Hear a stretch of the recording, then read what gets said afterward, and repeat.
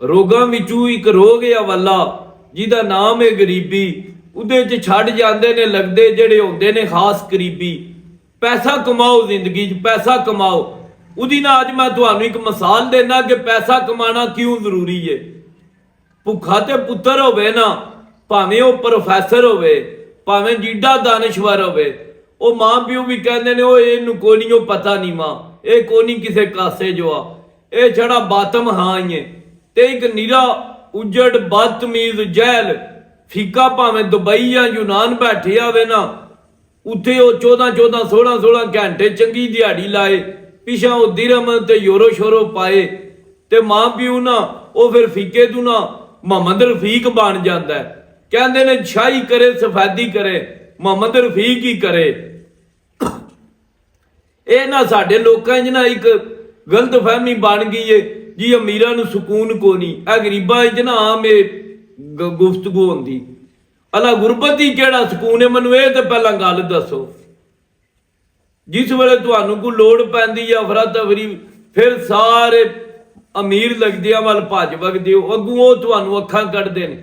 ਜ਼ਿੰਦਗੀ 'ਚ ਨਾ ਮੈਂ ਇਹ ਬੜੀ ਚੀਜ਼ ਅਬਜ਼ਰਵ ਕੀਤੀ, ਜਿੱਡਾ ਕਾਬਲ ਬੰਦਾ ਹੋਵੇ, ਜਿੱਡਾ ਕਾਬਲ ਬੰਦਾ ਹੋਵੇ, ਜੇ ਉਹ ਮੋਟਰਸਾਈਕਲ ਤੇ ਆ ਰਿਹਾ ਨਾ ਤੇ ਇੱਕ ਨੀਰਾ ਲੁੱਚਾ ਲਫੰਗਾ ਬੰਦਾ ਉਹ ਪਰਾਡੋ ਤੇ ਆ ਰਿਹਾ, ਤੁਹਾਡੇ ਦਾਰੇ ਦਾ ਮੁਲਾਜ਼ਮ ਹੀ ਪਰਾਡੋ ਨੂੰ ਆਉਣ ਵਾਲੇ ਨੂੰ ਹੋਰ ਤਰੀਕੇ ਨਾਲ ਟਰੀਟ ਕਰੇਗਾ, ਤੇ ਮੋਟਰਸਾਈਕਲ ਵਾਲੇ ਨੂੰ ਨਾ ਉਹਨੂੰ ਉੱਥੋਂ ਹੀ ਉਹਨੇ ਆਣਾ ਬਾਈ ਨੂੰ ਨਾ ਮੋਟਰ ਦਾ ਹੀ ਠੰਡਾ ਪਾਣੀ ਦਈਏ, ਇਹਦਾ ਜਿਗਰ ਨਾ ਖਰਾਬ ਹੋ ਜੇ। ਤੇ ਪਰਾਡੋ ਵਾਲਾ ਭਾਵੇਂ ਸਾਈ ਨਾਮ ਹੀ ਨਾ ਘਰ ਹੋਵਣ, ਉਹ ਨੌਕਰ ਵੀ ਉਹਦੀਆਂ 100 ਖਾਤਰਾਂ ਕਰਦੇ ਨੇ, ਬਾਈ ਬੜੀ ਕੁਛ ਹੈ ਆ ਗਿਆ।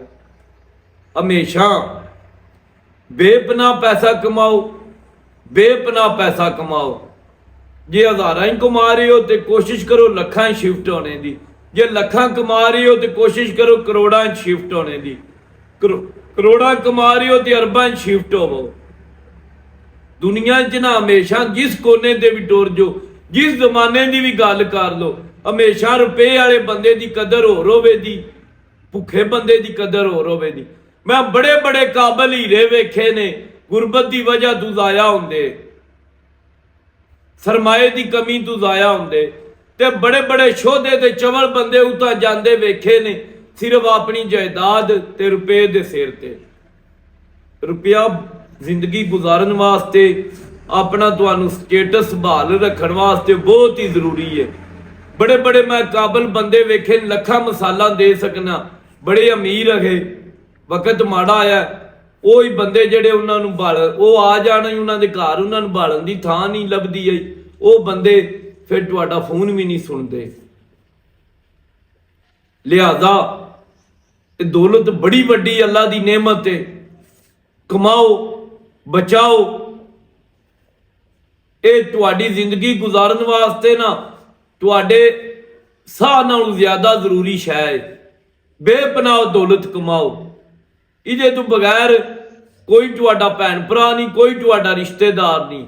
ਇੱਕ ਅਮੀਰ ਰਿਸ਼ਤੇਦਾਰ ਹੈ ਨਾ, ਤੁਹਾਡੀ ਸ਼ਾਦੀ ਹੈ, ਉਹਨੇ ਆਵਣਾ ਨਾ, ਉਹ ਲੇਟ ਵੀ ਹੋ ਜਾਏਗਾ ਨਾ ਤੇ ਬਰਾਤ ਤੁਸੀਂ ਲੇਟ ਕਰ ਲੈਂਦੇ ਹੋ, ਬਹੁਤ ਸਾਡਾ ਫਲਾਣਾ ਲੱਗਦਾ ਤੇ ਉਹ ਆ ਰਿਹਾ, ਤੇ ਮਾੜਾ ਅੱਗੇ ਨੱਚਦਾ ਵੀ ਹੋਵੇ ਨਾ ਪਿਆ ਤੁਹਾਡੀ ਜੰਝ ਦੇ, ਤੇ ਉਹਨੂੰ ਆਣਾ ਪਿਛਾਂ ਹਟ, ਉਹਨੀਆਂ ਪੁਰਾਣੀਆਂ ਦੀਆਂ ਜੁੱਤੀਆਂ ਖਰਾਬ ਪਿਆ ਕਰਨਾ। ਇਹ ਫਰਕ ਜੇ